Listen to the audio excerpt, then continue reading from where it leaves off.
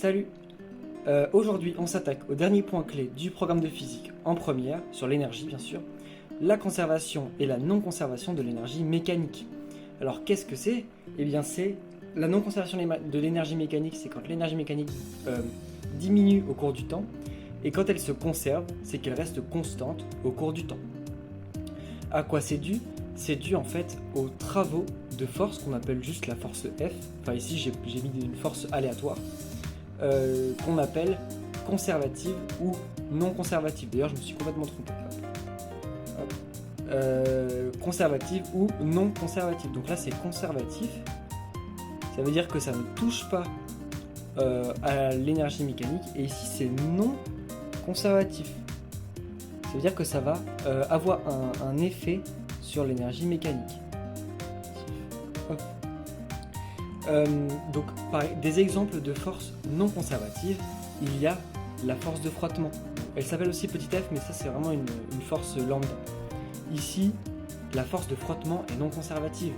Elle diminue l'énergie cinétique, mais n'augmente pas l'énergie potentielle de position. Donc, elle est non conservative. Une force qui est conservative, c'est le poids.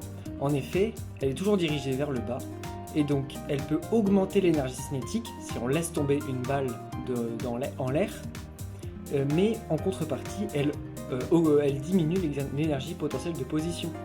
Donc si l'énergie cinétique, là, si la balle tombe, hop, l'énergie cinétique augmente, mais l'énergie potentielle de position diminue, parce qu'elle descend.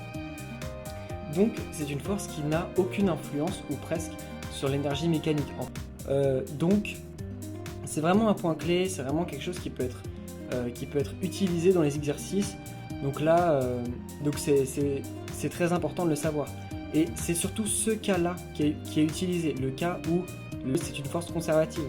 Parce que ça veut dire qu'on a delta EM entre un point A et un point B qui est égal à 0.